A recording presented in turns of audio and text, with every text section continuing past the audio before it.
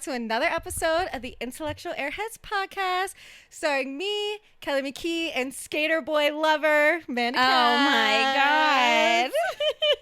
That's so embarrassing. Oh my God, when people ask me if I have a type, I'm like, well, I did, for sure. I mean, are you even like cool if you never went through a skater boy phase? No. Even though I don't think anyone I ever actually liked or dated was skater boys. Well, mostly. I was like, I don't know. Were you thinking Mike? Kinda. Yeah, I think that was, I guess I could consider that a crush. So embarrassing. That is so funny and so embarrassing. It's also not. He's like the coolest person God, to this day that I've ever met. The best person in the world. Yeah, it's like still like the coolest this person. is a shirt. Oh my God. Yeah. Love it. He was like such Big Brother vibes too in that way, where he would like give me all of his old shirts and stuff like that. And it was just like never weird between us. Like it was always just like besties. And Bestie boots. And I love you, Mike. I think that's another thing they say is bestie boots.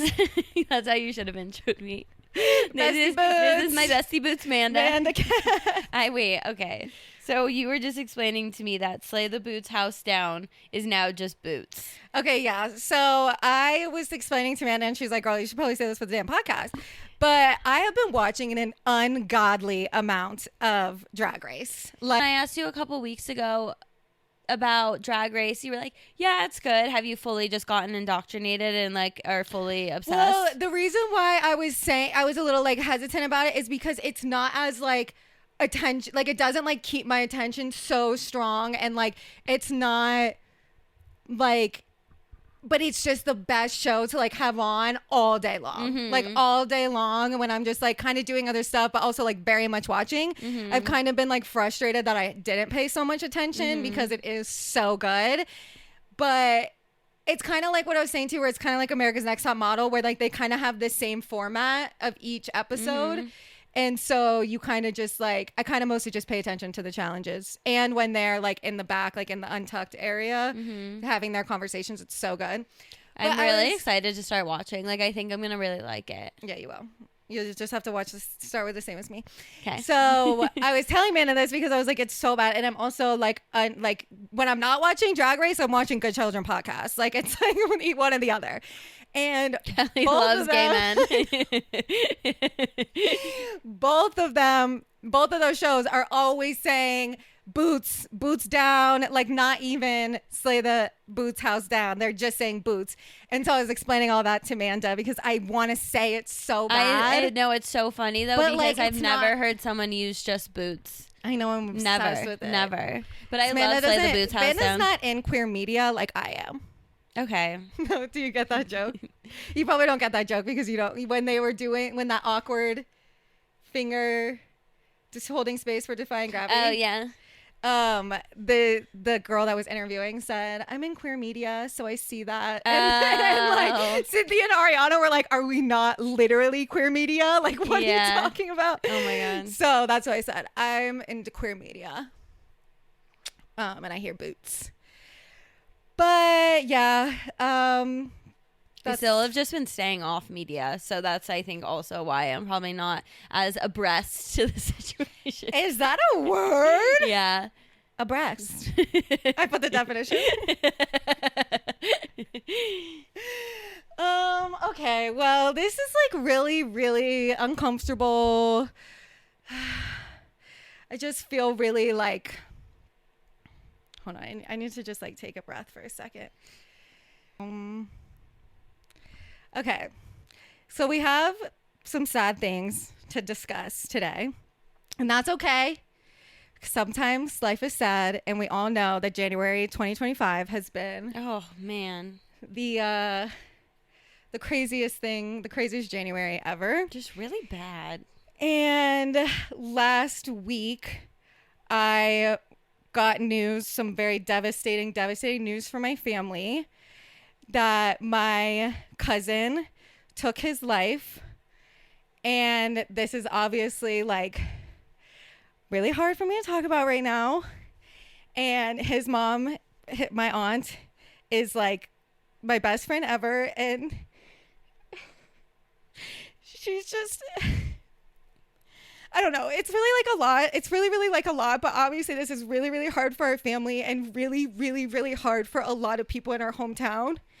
He was the same age as me and Manda, and like we went to school together forever. And he was also like the best skateboarder to come out of Martin County, Florida. Mm-hmm. Like, I think if you were going from Stewart, honestly, we'll say Port St. Lucie to Miami, you ask the best skater you see there, who is the best skateboarder you know, no. They say Johnny Dash. Like, he really left a mark on the skateboarding community. And so that is just all seriously so devastating. And I just felt like I couldn't come and sit on the pod and do this without mentioning that and mentioning him. But like, I really don't want to talk about like anything further, obviously, because it's like very private and very hard. But like, one thing that also has been really weird is like a lot of people like don't know that we're cousins. Yes. Yeah.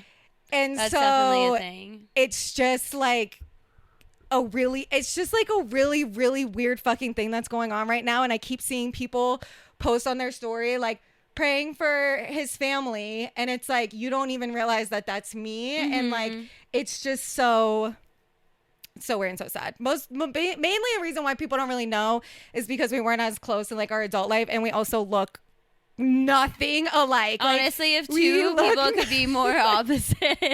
No, even like personality. Yeah, and like, personality. We're very, very different.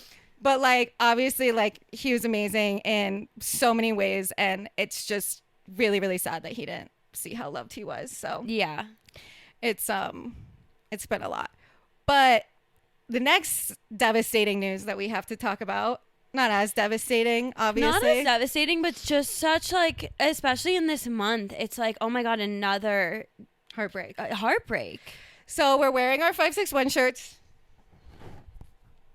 representing, and basically like 561 is a skateboarding shop in our hometown that took the fuck off and took the fuck over. Yeah. So one of the things that's been like so upsetting since finding this out is like, so like 561, also I'm so sorry if I'm like not making any sense. This is all just like a lot to talk about, like with all these big lights in my face and my phone there and like recording. But 561 used to be right next to the Rio Skate Park. Like that's the original location. And when I was younger, my mom would work all the time. So Bonnie would pick me and Johnny up from school, and we would just be at the skate park all day, every day. Oh, I love that. And we would always go over to the store. Like I was telling Ian, like the way that I could picture the Rio shop so perfectly in my head.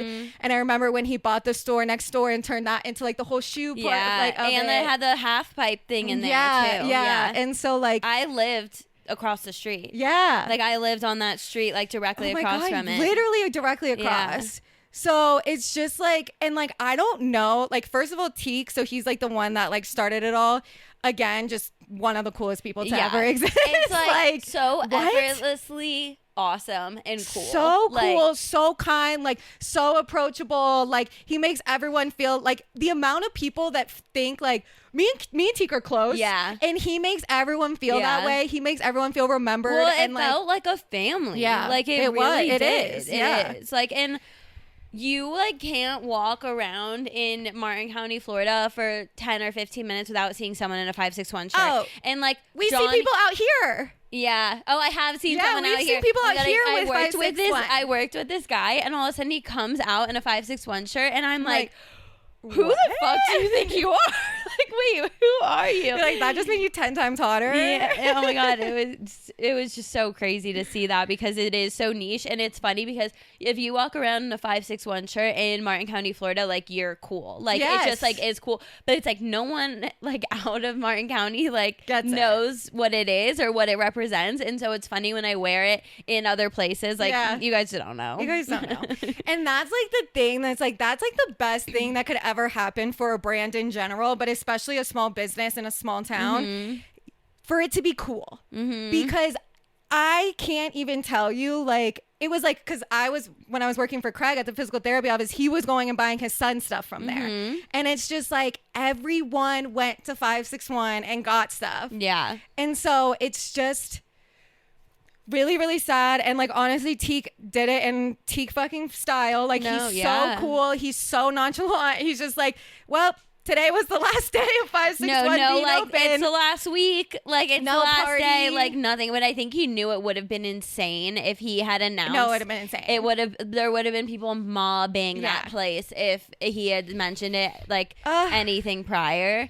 But it's so crazy. Yeah, and he made a cute little video of him like skating off into the sunset, and like it was just, and the comments are what were making me cry, because all of these boys who we grow up with are commenting on them saying like, I'm crying right now. Yeah, and my favorite comment was Teak making all these grown men cry.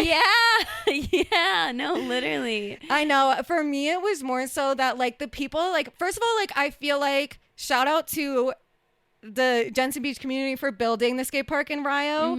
I feel like that was an escape for a lot of those kids that 100%. Were living in poverty, living with living with not a lot of parent supervision, and they would go there and they would be together and they were like brothers, and they were all, and then they would go over to Teak, and that was like their older brother, and that was like, I think it was like Cody, like somebody like said something about like, you gave all of us a home when we didn't have one. No, I'm like, it's making me cry. I know. And it's so cute.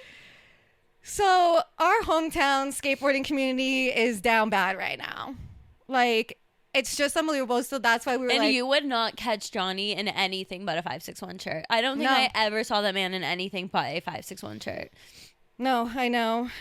Like, even when like it all like first happened, like his sister was like, I want to go get some of his 561 shirts. Like, and that was before 561 announced that. And so it's just so... It's so heartbreaking.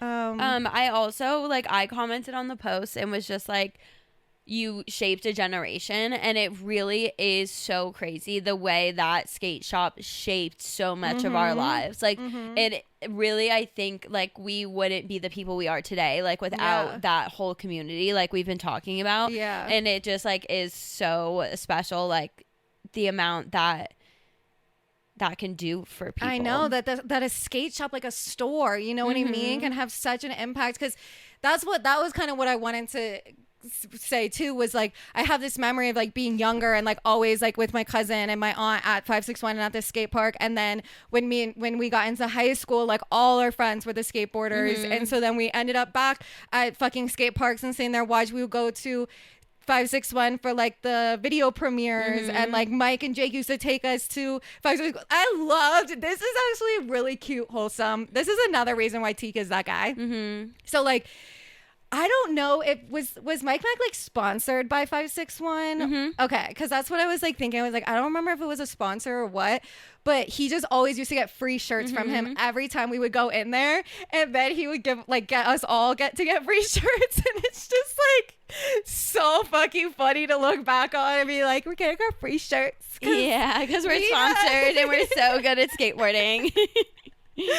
That was a time. I can ollie and don't you forget it. I can probably push. I can barely do that. It's honestly really scary. It's really, really scary to put your foot down. But yeah. So I don't know. I don't even know what the fuck is going to go on. Like, I'm like, Mason, you might have to take over and open. Like, who else could do it besides Mason? Mason is such good, but he has so many like other endeavors. I feel like he's I mean, and this can be like a more of an off-camera like topic, because it's like now we're like really getting into like niche Martin County things. But like, Mason, if you're watching, like, take it over. Open up shop. Because he is like the most special person on the planet. Like, I can't, I'll like start crying again if I think about Mason, because it's like, he's so good. I know, Mason, you're making Amanda cry. He's so good.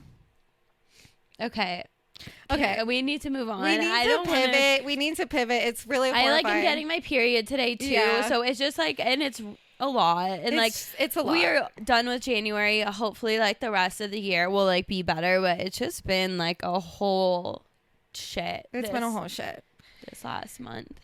But the rest of this episode, we want to try to be more happy, because you know the resistance is happiness. The resistance is joy. The resistance is persevering. Yeah, hell yeah, Kelly. So those are my affirmations.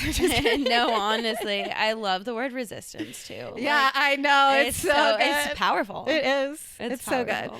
Okay, actually, this is a really fun, stupid thing. Oh, that's okay. This is a really fun, stupid thing to talk about. I have no idea where this is going to go or if you're even going to understand me, but okay. You know how, like, also I'm like, this is going to be really funny because, like, I feel like these episodes are going to be documenting me uncovering my psychic and medium abilities, but this isn't really about that. This isn't about that. So I had a dream the other night, and I was standing at, I know I was in Vail in the dream, and it was like all snowy and beautiful, and I was standing at this window in this home, and right by the window was like a sidewalk, and I opened the window, and for some reason that window opened this way, and I was sitting there with my coffee just drinking in the morning, watching all the people walk by, and I was saying, "Good morning." Good morning. And it was the happiest, most peace I've ever felt in my entire life. Oh my God. And this was 2 nights ago. And I woke up and I said, I need to find that fucking window. I need to find this window, Amanda. That is where my peace and happiness lies. I'm not kidding. All day yesterday, I kept catching myself thinking about this window, about standing in this window with my coffee, waving to everyone as they start their day. Wait, that's so funny. And it's so funny that, like, your brain just goes to, like, this is a real thing. I need to find this window. I need to find it. Like, and, like, this is going to be part of my life. Like, you're like, and that's why I love that I'm doing this with you, because, like, your delusions, like, really do come true, because you are so delusional that you believe it, and it's incredible. That it makes it happen. Yeah. No, and, like, it's so weird, because I have had dreams before where it's like, oh, like, maybe that was a sign or like something. This felt like concrete evidence that this is your treasure map to happiness. Oh my God, I love that phrasing. And then last night, because I kind of talked about it with Amanda, like sometimes my brain gets really anxious sometimes when I'm sleeping, and then I realize that I've like worked myself up, and now I'm like freaking out because I was like sleepily stressing myself out. Every time that started happening last night, I picture the window. I fall back asleep. Oh my God. Picture the window. Oh my God. So I don't know what's going on with that. Wow. But and I was telling Ian about it. He's like, you just want to be able to talk to people in the morning without leaving your house. Kelly, that is such a funny observation that he picked up on. I was like, you're so right. Oh my God, that's hilarious. It was so cute. People were like walking their kids to school. It was just the cutest little thing. And I don't know what that is, but I don't see, like, that feels very like grandma version of I think you. that's what I'm thinking too. I'm thinking it's like retired, living in the mountains, saying hello to people. Yeah. Ah, so cute. And I'll be in the house next door. Yeah. And then this is also like, guys, like my brain the beginning of this episode was just really hard, and I think it really fucked me up, but it's okay. No, but it's like, you okay? That's like cleared out of the way, and now. Yeah. So I just had to tell you about my dream because I need to find that damn window. That's hilarious. But it's so cute picturing you as a granny. I know, except I'm so scared. Like, I hope my body doesn't hurt. Okay. We can't project your body pains that far into the future. It won't hurt. Modern medicine is going to be. Also, in my dream, I wasn't in pain. I was just happy. So that's there gonna you be go. Me. That's like my heaven. And it's like peace is a mindset. Yeah. I mean, in pain, my dad always said. Oh my gosh, you always bring that up that your mind dad over matter. You always bring that up that your dad always said, the mind over matter. You know what? I also like realized really stuck with you. That my dad always said, because he did repeat the same little quotes all the time, and so they always stuck with me. One other thing that he said, which I think is so funny now, just thinking about it, especially with like the I hate men trope that's I hold true, and that a lot of us do too now. My dad always says, like, all men are pieces of shit, and you know how I know? Because I'm one of the good ones and I'm still a piece of shit. Oh my God. Like, and he literally ingrained that into my head. Like, I swear if you ask Taylor, she'd be like, yeah, he said that like 1,000 times. Oh my God. Okay, Danny, you're not a piece of shit. First of all, he's one of the good ones. No, he is definitely one of the good ones. No, I know. I was thinking about that the other night. I was like, Ian, you're such a unicorn. Also, I'm like, I need to stop talking about Ian so much on the podcast. Why? Nobody knows him. Yeah. He's a mysterious man. Mystery man. Yeah, for sure.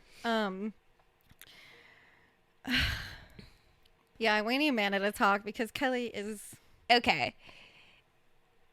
So the other day, when we were supposed to record and then didn't, I don't remember what exactly happened, but I put on a jacket that fully has a stain on it. And just, I've been wearing this jacket for weeks now with this stain on it because I don't care. And I think people will think, oh, that must have just happened while she was out. Like, oh, that sucks. And I'm like, okay, whatever. And it doesn't bother me that much. Like, yes, I wish it wasn't there. But what is your relationship to stains? Okay, I can't. I mean, okay. I'm like, I wish that you had a hoodie too, that it's like right on the front I couldn't do it. Pocket, and it's a grease stain that just won't come out. And I'm like, so it's clean. It's clean. It's a clean jacket. Yes, 100%. It's just stained and it won't come out. Okay, well, if it's cleaned and it just won't come out, then I'm a little bit different on that. I wouldn't wear it out though. I would be freaking out. Yeah, I would be freaking out. I can't do that. But it also like depends on what and like how big. Like sometimes, because there's definitely some people that like will notice. Like I don't notice things, and that's more my issue. Is I could maybe literally not even notice, but no, if I see it, I'm stressing about it. Like you won't wear a shirt out of the house if it has a stain on it. No. It's hard, but I'm like, I want to wear this and I don't know how to get this stain out. And a grease stain is a little bit different. I remember we had like a washer and dryer that would do that to like every single thing we like cleaned. It would like get these like grease stains. It was literally ruined all our clothes for like... That's really weird. A while. It was terrible. But yeah, I need to get those stain remover things, the sticks. That would be a good thing to keep in my purse. Yeah. I always want to be that person that just has everything anyone needs in their purse. And I feel like I can be, but I need a bigger bag. Yeah, I need a bigger bag. I mostly need a bigger bag because I want to bring my camcorder everywhere. And I can't bring my camcorder in any of my purses. But I'm just like, what even are, like, I feel like we're kind of in a good place of fashions where nothing's really in nor out. Yeah, okay. I kind of feel that. I kind of feel like fashion these days is just whatever the fuck people want. Like, obviously we have the high fashion girlies that are like doing their thing and whatever. But you're like, kind of right. I think we're at a really in between weird time where nothing's in or out.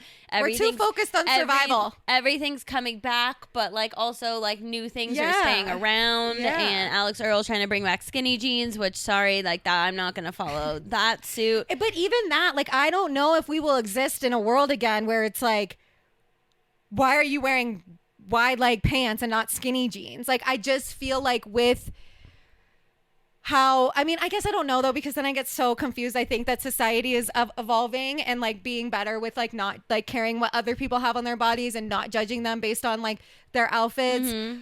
And then my other thought to it is like with social media, like you could be in your own little niche, in your own little world, and like be following people that are continuing with that fashion style.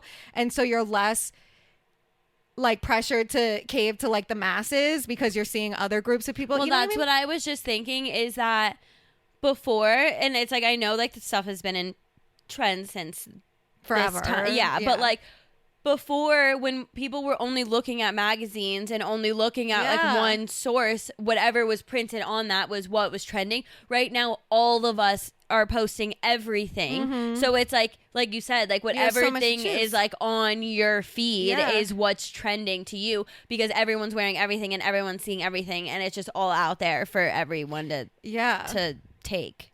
And I also think where you can buy clothes is also so different now. Like, I feel like you used to go to, you know, Old Navy, Hollister, Forever 21. Like, you could only go in the stores and buy what was offered there.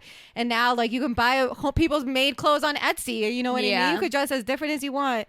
So I feel like it's still trending, and I noticed 100%. It because of when I went to the mall with Taylor the other day. It was so crazy. She's like, oh, like, there's, like, a dress in Anthropologie right now that's trending on TikTok. And then, like, there's this thing in Lush right now that this smell that it's trending on TikTok. And then she was like, in Aritzia, like, everyone's loving this thing. And I'm like, I don't see any of this. And it was so weird. Just, like, in each store, she, like, knew what was going on. I know. And that's because TikTok is so bad at the, like, scarcity, making you feel like you don't fucking have enough. So they always have something. But I feel like even that is Taylor's algorithm, because I've never seen that stuff either. Yeah. And I just feel like there could be somebody else that goes in the mall and then they're like, this is trending, and it's completely, they're in Hot Topic, like, this is trending, this is trending, you know what I mean? And it just really is so to each your own. And for I think sure. it's cool, I think like Taylor's algorithm though is like more representative of the masses. Okay. Do you know what I mean? Yeah. Like, I feel like if you ask like a majority of people, they would agree with what she's saying. Yeah. And that does play into the trend where the people at Hot Topic would be like, this is trending in my community right now. Yeah. But like, that's not necessarily the like trend. The biggest, like the more basic like outline of like, this is what we're mass producing to the TikTokers. Yeah. I got what you're saying. But the reason why I was thinking that, because I was like, what kind of bag do I even get? Like, I've been so on my mini purse game for, I'm not kidding, 10 years? Mm-hmm. Wait, what was 10 years ago?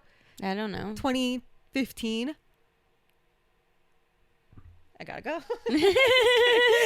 But like, okay, so it actually has literally been probably 10 years since I've been rocking these tiny purses.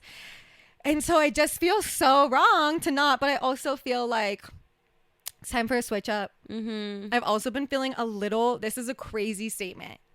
Make sure you guys get her reaction. I've been feeling bored with my hair. And what are you gonna do about it? I don't know. I'm too scared to grow it out. I don't want to grow it out because it's so motherfucking annoying, but I don't know if I need to go short ass bob. I get the feeling bored with my hair, your hair, because like I have had that where I'm like, should I throw a couple highlights in there? But it's just like, I know this is what looks the best. Yeah, not highlights. I mean, you're picturing like streaks of like ugliness. Like, I would do it in a nice way, but like just something to switch it up. Yeah, just something. And I can't play with the color. I cannot play with my color. And I really can't play with my length either. But I think I just need a haircut and then I'll feel better. But I'm just like, I kind of want to do really short, but it doesn't look as good on me. I mean, I think it would look good.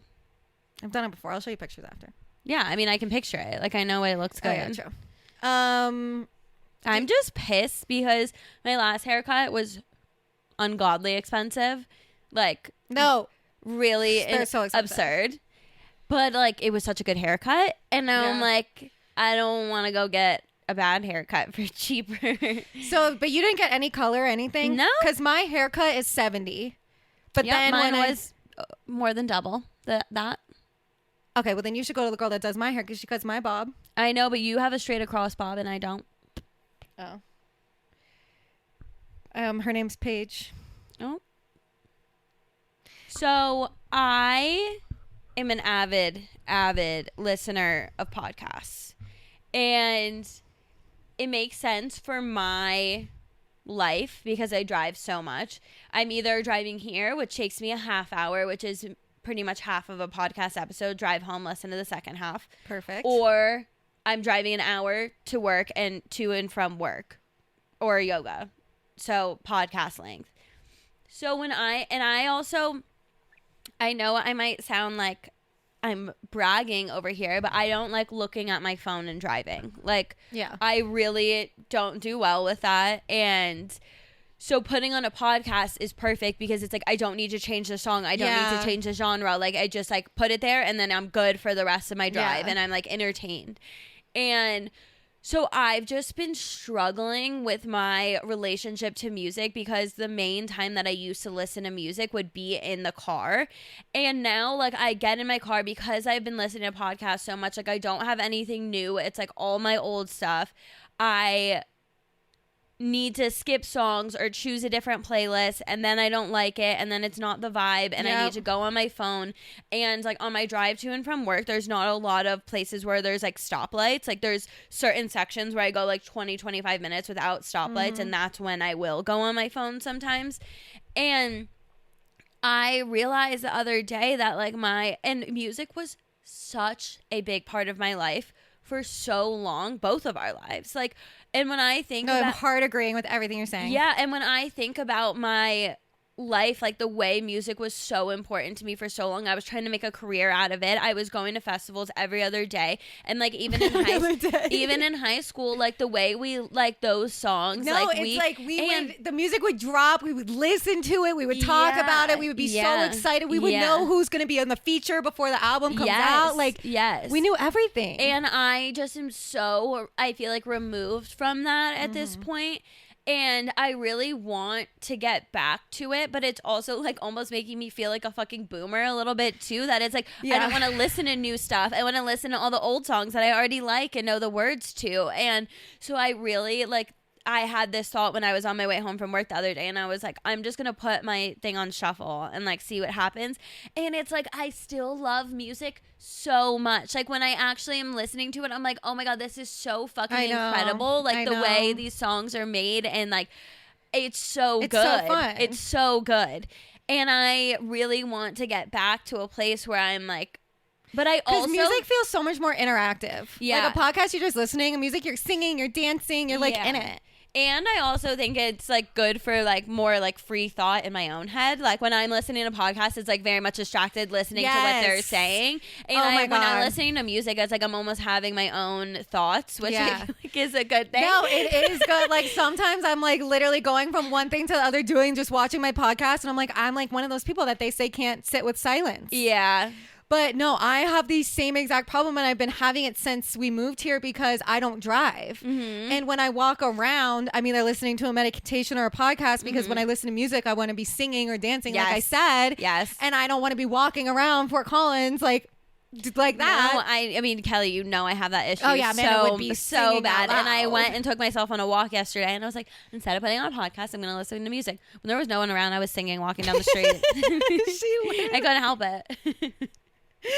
But I know I feel the same way because SZA dropped the SOS Deluxe album, and I think it was like basically the same album with just a few extra songs, but like I don't even know because I still haven't even really gone through and listened to it because I just really never like have the time. And it's like someone like SZA, like that's ridiculous. Like, because I also get what you're saying where you don't want to listen to like new music, where for me I just stick with my artists, you know what I mean? Like, I don't know, like T's always kind of a newer artist that I started to like, but it's just hard. Like, also, it's just hard. like I miss listening to rap music, and new rap is so hard to get into because it is so different than like how calculated all the music that we used to listen to is, where I feel like now it's like drop the beat and you rap on it, and it's gonna have like a hard drop and that's it. Like where like I don't know, like the sampling and like some of these other things was next level. In the 2000s, well, I guess I would say 90s,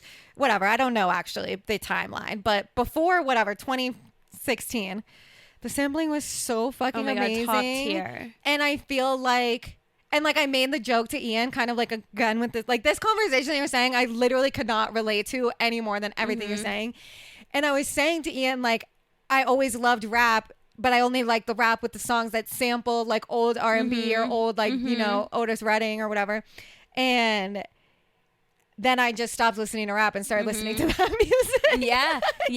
Okay. Completely started listening to like Etta James and all those fucking people. Yes. Okay. I have a take on this too.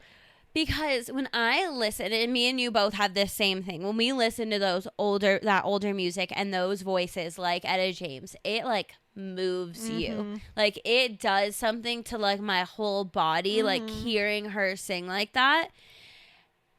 Let the people sing.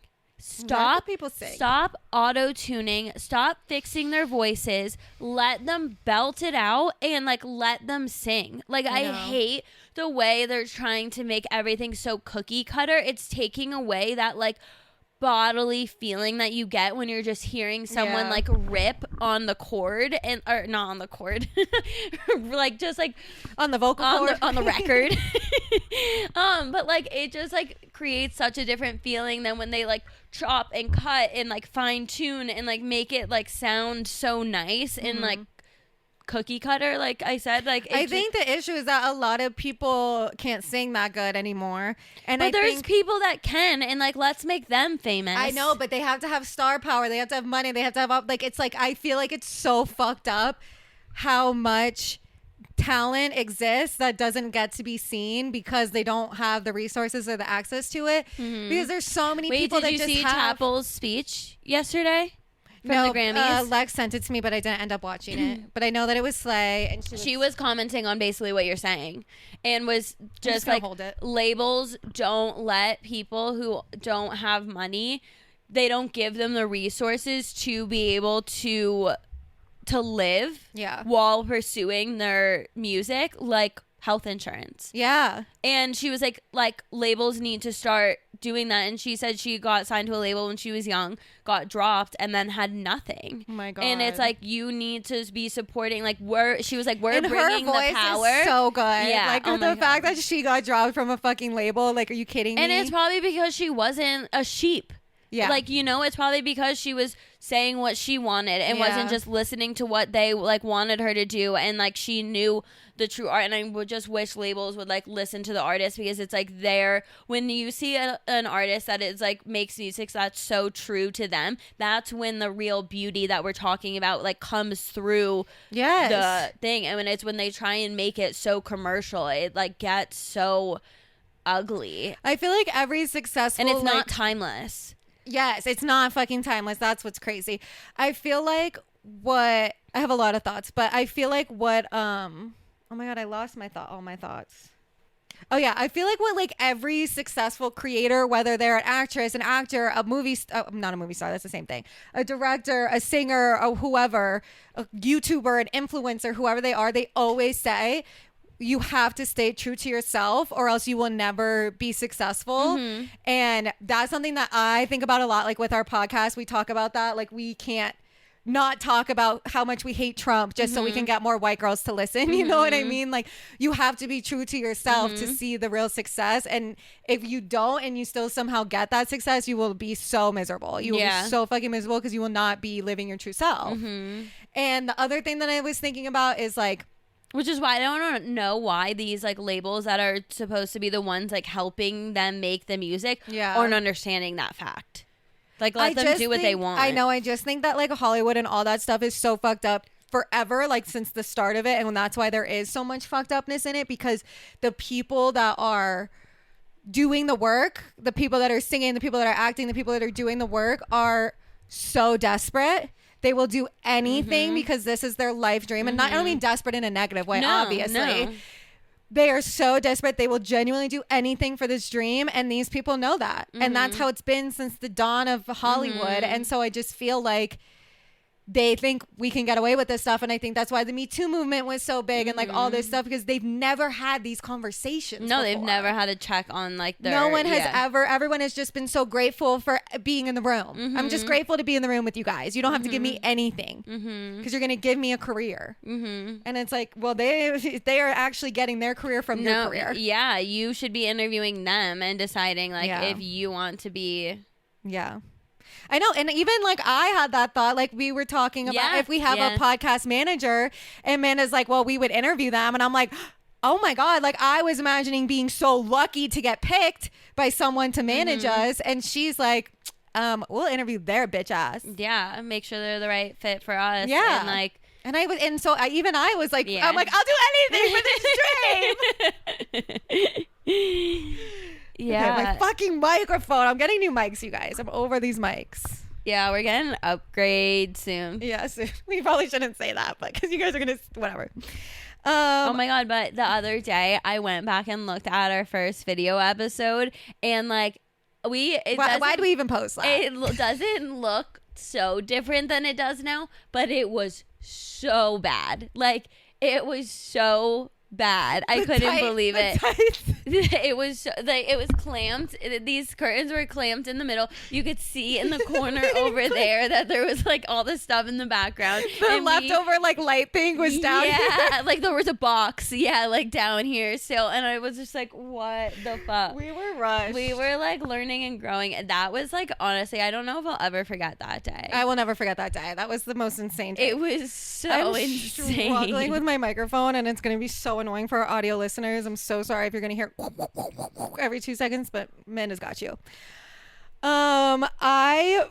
We have not had an intellectual or airhead moment on this podcast in literally 6 weeks, I would guess. Maybe more. And I have an airhead moment, and I forgot to say it last week. I really want this to go in. There's just like a fight for people to be like, you might not agree with them, but you need to tolerate them. Why? That's not part of the resistance. Well, it's more so like that's what people say to like homophobic people or like transphobic people. Like, you have to tolerate them. And I just feel like that is not a good word. And they don't need to tolerate them. They need to respect and accept them. Respect and accept. And so when I see the word tolerate, I'm like, yeah, we shouldn't be tolerating stuff. We should be the least tolerable. But so that was my airhead moment. Intellectual. Non-existent. I won't have an intellectual moment. Cannot compute. I won't have an intellectual moment until I get accepted to my grad school, which is never happening. I know. Okay, so did you get through everything you had written? Because I want to talk about the tattoo. Okay. But then I'm like, should we save that for another episode? No. Okay. Amanda, I'm turning the floor over to Amanda to tell her story about her people-pleasing tattoos. So, once upon a time, I was living in New York City. And me and my cousin were living together, and we're like, we should get tattoos. She had never gotten one, and I was like, yeah, I want a tattoo. I had one in mind that I wanted. And I was at work this one day, and I saw this girl, and she had some cute tattoos, and I was like, deal, like, where'd you get them done? I'm gonna go there. So it was this like tattoo shop in Brooklyn, which me and my cousin lived on the Upper West Side, so like getting down to Brooklyn like took quite a while. And we get to the tattoo shop, and it was honestly like only like an hour or so before the shop closed, and we were kind of like, hey, can you take us? Like, didn't make an appointment or anything. And they were like, yeah. And so I tell the woman that I want a flower where it's like one is alive and then one is dead. And I didn't really, or like one is like droopy and stuff. And I didn't really specify to her like many details about it, but she seemed like, got it. Okay. Like, I'm going to go draw it up. And like my cousin Gianna like told them her tattoo, and like whatever, did the same thing. Another tattoo artist did that. She comes back and she has 2 tattoos. And I was like, oh, okay. I thought 2 stencil things. Like 2, like she had 2 things she had drawn out. And they were roses, which I just wanted like I didn't have a specific flower in mind, but I didn't want a rose. Yeah. Like, that's such a specific flower. Like, I just wanted like a petals. Yeah. So she comes with these 2 roses, and this was like one of those like traditional like old school tattoo shops. So it was like thick, and I wanted more like line dainty tattoos, and I wanted one. You think if you say like I want a tattoo of this, like they're gonna like be like, oh, do you want 2? Yeah, like that's something that they would ask. But she had drawn out the 2, and I was like, oh, like, and I told her where I wanted it on the back of my arm, and I guess she thought I wanted it on the back of both arms. And so she had one rose like just up, and then one like droopy rose, and I was just like, oh, okay. And I look at my cousin Gianna, who she's very bad at making decisions. She's even worse of like speaking up. Yes, very much like people pleaser, like kind of thing. I think like honestly, like it's been like quite a few years since that happened. I feel like now she'd be like, Amanda, like, are you sure? Yeah, you know. But like at the moment, and like she had never gotten a tattoo before either, so she was really nervous. We were in this like old school, like I said, traditional tattoo shop, intimidated. where it's a little intimidating. Yeah. Like the tattoo shop was closing. soon, and I could just tell like they were like kind of like ready to, like they weren't super friendly and like super nice about it. Like, I want to make sure you love it. Like, it wasn't that kind of environment. It was just like, this is here. Yeah, and like I feel like people that get those kind of tattoos, they kind of get whatever they like. They're not very like intentional about what they're getting. They just like the style and like kind of get whatever. So I don't think it wasn't weird that they didn't act like that, but it was just so not what I was looking for. So I say, okay, sure. Forever, she's gonna have this on her fucking body. Okay. She says, okay, sure. And then we're like laying there about to like, I think she might have even started tattooing and was like, do you want it red? And I'm like, okay. No, I didn't want it red. I didn't know at the time, but I was just like so confused. No, it was so confusing. And I told Amanda I had a similar story with my little hammerhead. I made the guy redraw it like 4 times, and then by the like how many times I was like, and it's like in that moment you say, this is not for me today. I can think about it. Nothing is going to change. It's going to be fine. It's not working out. You don't just say, oh, I made you draw 4 things that took you 30 seconds. So now I'm committed to pay you this for the rest of my life. Yeah. No, it really. But we feel bad. It is an insane thought. And like, I wish I was thinking about the fact that it was forever. But like, when I walked out of that tattoo shop and like when I got home, like I remember having the feeling like there was like stuff over it, so like I couldn't even really see it, and I was like, what did I just do? Like, it was like pretty much like an immediate like, I don't like this, and like what did I just do? And so yeah, I do currently have them on my body still, and they probably aren't going to go anywhere. Kelly, if you're listening to this episode, you should do Amanda a favor and cover them for free. I at least was like, maybe I wanted her to color them in like black instead of having the red, because I feel like that throws off like the vibe of like everything else that I want, and I think it would look more just like a solid, like, I think it would look cooler tattoo. I'm gonna include photos, obviously. Yeah, or I can get up and show you. Yeah.